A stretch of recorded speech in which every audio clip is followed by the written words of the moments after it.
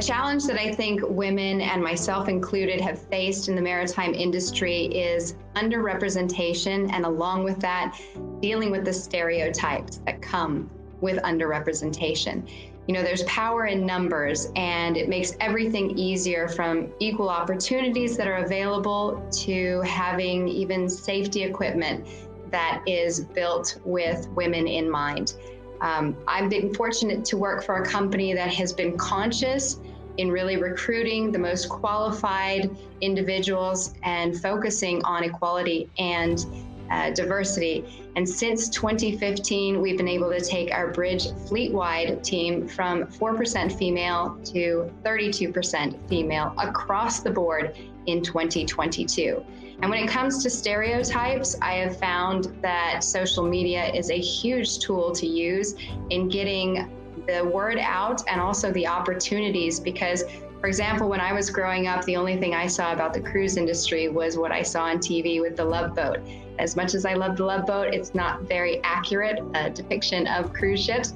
So I use social media in order to get acquainted with other professional women in maritime and hopefully get them into the cruise industry and recruiting possibilities. But also, I believe if you can see it, you can be it. And it's a huge tool that we can also use to get people interested in coming to sea. As a woman in the maritime industry, I've overcome personal bias. It's a similar situation, such as going to an automotive shop. When you take your car in for servicing, there may be an assumption that we as women don't know anything about vehicles. Same thing in maritime industry. It's a male-dominated industry, and there's been many times when it's been assumed that I don't know anything about welding, equipment on board, or shipboard operations.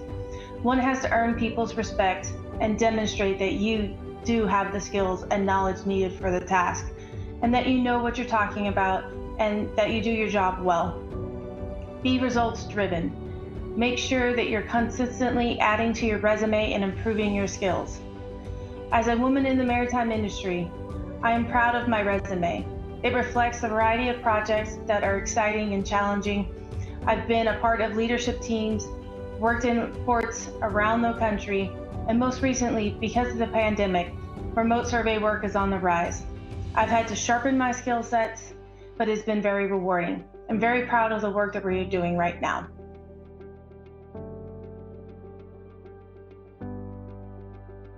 In terms of my work in the maritime industry, I am most proud of upgrading my license to Master Unlimited, and now my career at Sea Machines, where we are developing autonomous technology for boats. I'm using my previous experience in the industry from the Gulf of Mexico and from school at Mass Maritime to apply that and make this the safest and most predictable the industry's ever been. So we're trying to increase the safety and just help the industry as a whole move forward into the future. So I'm really proud of that. As a woman in the maritime industry, I am most proud of the fact that I have had some influence in helping more and more women to become informed about the value and contributions that this industry brings to the economic success of our country.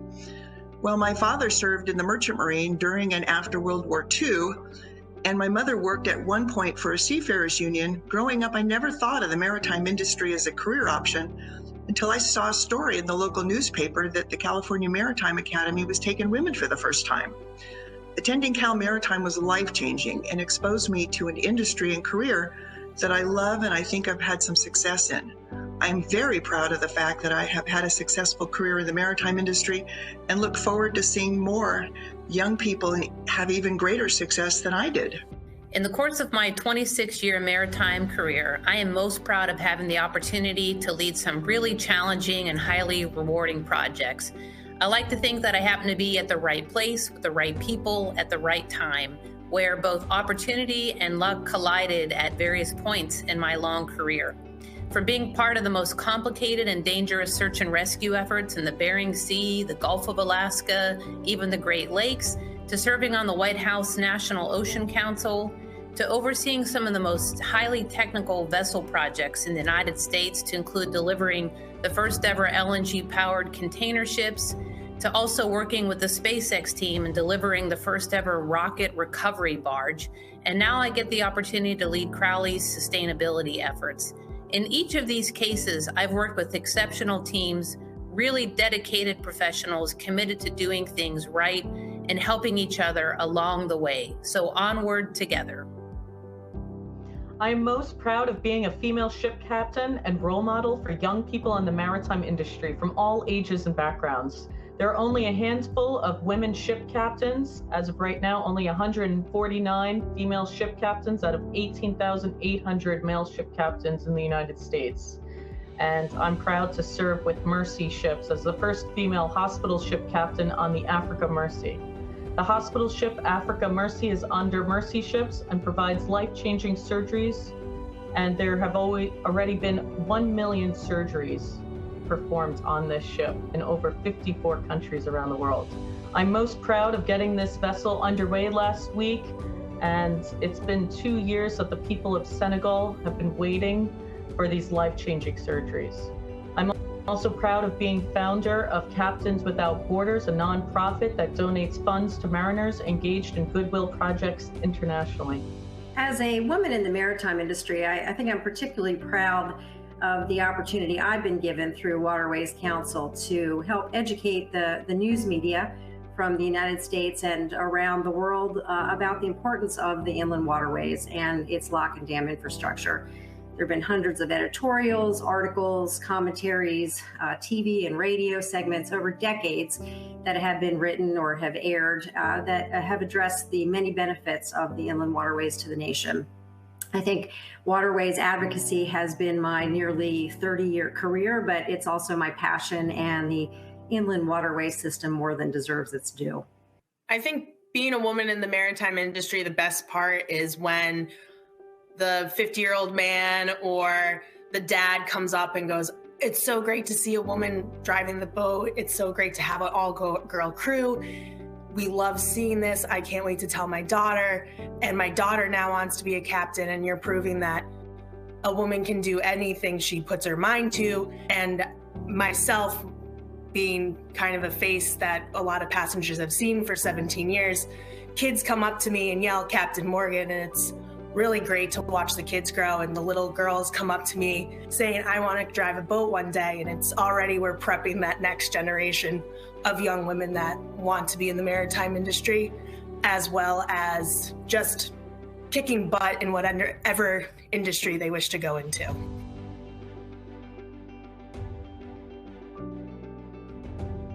To me, the future of the maritime industry is a really exciting place for women right now. There's so many opportunities. As a manager at a naval architecture firm, we are seeing that the number of female applicants for technical positions has really increased as their enrollments in colleges and graduations have increased. With all the opportunities that are available, it's just so important to remember that if you're looking to challenge yourself, there's something there for you. You just have to find a way to say yes. You're smart, you can do it. You've got a great mind, use it. To me, the future of maritime for women is a sea of opportunities. We have seen many women taking leadership role as captains, like Captain Caitlin McCary, who is the first female captain of Maid of the Mist in Niagara Falls. Now, that's very important because Maid of the Mist is the very first fully electric vessel ever built in the United States. And also, we've seen many of the other captains just now selected as top women in maritime by Marine Log. I have also seen in my career more and more female engineers joining the maritime industry. I have seen women who are passionate about the environment joining different organizations and trying to make a difference. And we have now seen a historic change in the maritime industry in the United States with the new infrastructure bill, who has a very large sum of funds specifically allocated for the electrification of ferries. And that is opening up a whole new realm of opportunities for women. What I would tell any women joining the workforce right now is follow your passion. If your passion is in the maritime industry, there is an opportunity for you. Just follow your dreams. To me, the future of the maritime business looks the best it's ever looked. I've been doing this 35 years. I've been teaching, educating, and the past 2 years, we've had the most women sign up for our courses, I believe, that I can remember. I think it's for 3 reasons. Women are seeking education. They're not afraid to ask for more help. They're not afraid to venture into new areas in the maritime business. For years, it's been 98% men, 2% women. I think it's creeping closer to 90% men, 2% women. But education has always been the key for women. So educate, educate, educate. Second, assumptions. Women are overcoming assumptions about what they can and can't do on deck, on docks, at docks, underneath decks. They are being proactive about getting out there and getting on the water and getting near the water. And they are overcoming the assumptions they can't do it. They can. I'm very proud of the women I have met. They are excellent at overcoming assumptions, and they're good communicators too about that. They understand that putting people on the defensive about their gender can be an anti-force against them. So they are very proactive about communicating and overcoming assumptions about their gender. The last one is we have enormous support in my industry from the Coast Guard. And the Coast Guard has a very proactive website for civil rights and for gender equity. And I haven't seen that in 35 years. The last 2 years, very proactive. The Vice Commandant is a woman, and she's very proactive about women's rights. So I'm very encouraged. I am very proud of the women taking our courses, coming into the business, and what they do on the water. Just a quick example, we have an enrollee coming in, and she operates tugs and barges. So we're real happy about that. And her last comment to me was, you know, if my captains don't show up, I get on those tugs and I do it myself. I'm proud of that. Thank you. To me, the future of maritime for women looks equal. Women in maritime are not looking for an advantage or help. We want to be treated like equals and feel like equals. Organizations like WMOS Association were started due to the feeling or the perception of some inequality. This perception of inequality could stem from something as simple as not being invited to a customer hunting trip, or as complex as an employer having little to no females in executive roles. Policies, procedures, and overall mindsets of employers are shifting at warp speed, and we are all starting to see the value in having a balance of masculine and feminine energy. I have already seen so much progress in just my 8 years in this industry, and I truly believe we are on the right path. I envision a future where organizations like WMOS Association will exist for more social initiatives than activists. WMOS has already shifted to start involving more men. So to me, the future of maritime looks balanced. The future of the maritime sector for women is quite remarkable. More and more women are playing decisive and strategic roles, which open the door for future women who are passionate about the maritime and logistics industry. Women can achieve anything we set out our minds to do, and it is not seeing who is better, but always thinking, how can I be the better version of what I was yesterday? I encourage you to keep yourselves in constant training, increasing your knowledge, competency, and develop and maintaining healthy relationships. Always give credit to women who achieve results. Be inclusive. We have much to offer in all the different areas. We should prepare the new generation of young women. Support among women is fundamental.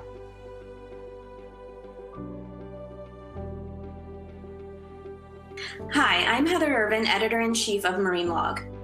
Our final top woman in maritime, nominated by you, is Midshipman X. Although we don't know who she is, we know what she represents and stand firmly behind her, as her disclosures of workplace sexual assault underlines the urgent need for action to eliminate violence across the entire shipping industry. According to those who nominated her, Midshipman X has led the way in making shipping safer for all female and male mariners and seafarers.